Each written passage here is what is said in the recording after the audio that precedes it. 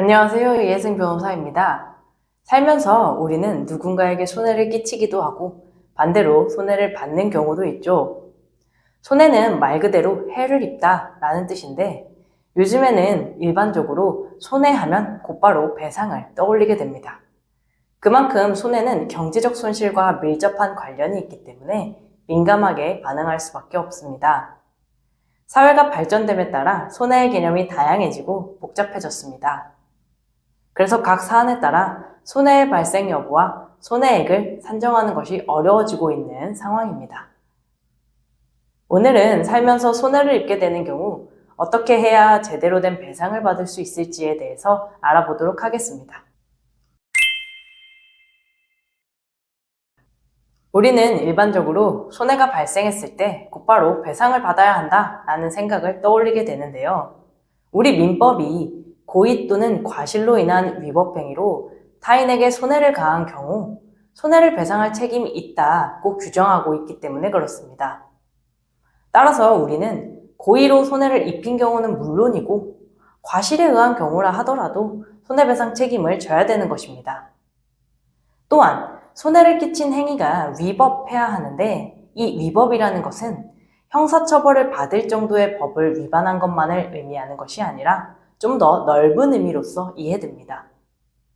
즉, 전체 법 질서의 관점에서 사회통념상 위법한 행위를 했다라고 판단되기만 하면 인정이 되는 것이죠. 많은 분들이 가장 궁금해하실 부분이 바로 손해가 발생했을 때 내 손해액을 어떻게 산정을 하느냐일 것인데요. 실제 피해를 받았을 때 구체적인 손해배상액을 책정하는 기준은 복잡합니다. 그렇지만 간단하게라도 손해액을 가늠할 수 있다면 실생활에서는 큰 도움이 될 테니 끝까지 잘 보시기 바라겠습니다. 자, 우선 손해배상은 기본적으로 경제적인 손해배상과 정신적인 손해배상으로 크게 나눌 수 있습니다. 경제적인 손해배상은 다쳤을 때의 치료비나 수술비와 같이 치료를 위해 지출한 비용과 손해를 받게 되어 일을 하지 못하게 된 경우 일하지 못한 기간 동안의 수입 이런 것들도 포함이 됩니다. 정신적 손해배상은 많이들 들어보셨다시피 위자료를 말하는 것입니다. 경제적 손해배상은 내가 실제로 지출하게 되는 비용이나 얻지 못하게 되는 비용이기 때문에 생각보다 계산하기가 수월할 수 있습니다. 그러나 정신적 손해배상은 너무 추상적이기 때문에 책정하기가 어렵기는 합니다. 따라서 이 부분은 각 사안에 따라 적정한 정도로 책정하시면 되고 일반적으로 경미한 수준의 사건의 경우 50만 원에서 100만 원 정도 수준에서 해결이 된다고 생각하시면 됩니다. 손해배상액은 기본적으로 앞서 설명한 것과 같은 구조를 가지고 있습니다. 그러나 실제 구체적 손해액을 산정함에 있어서는 세부적인 기준으로 항목 하나하나당 산정 기준이 들어가게 됩니다.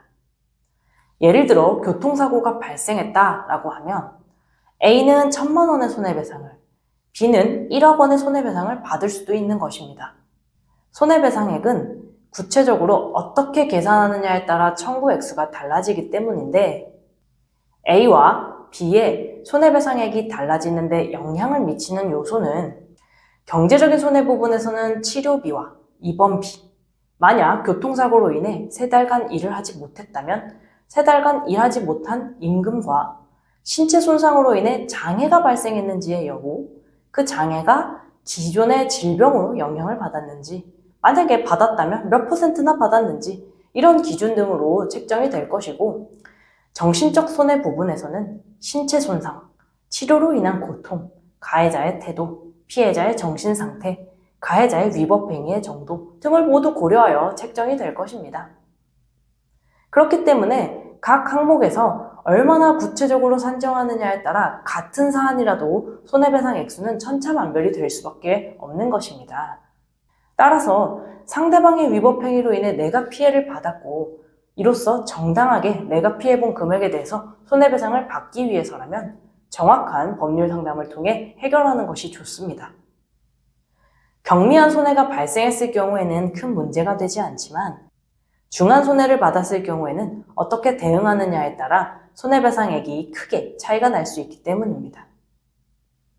오늘은 손해를 입었을 때 손해배상을 받기 위해 손해액을 산정하는 방법과 실제 손해를 입었을 때 어떻게 대응하느냐에 따라 같은 사안이라도 손해배상액의 액수가 크게 차이가 날 수 있다는 것에 대해 이야기를 나누어 봤습니다.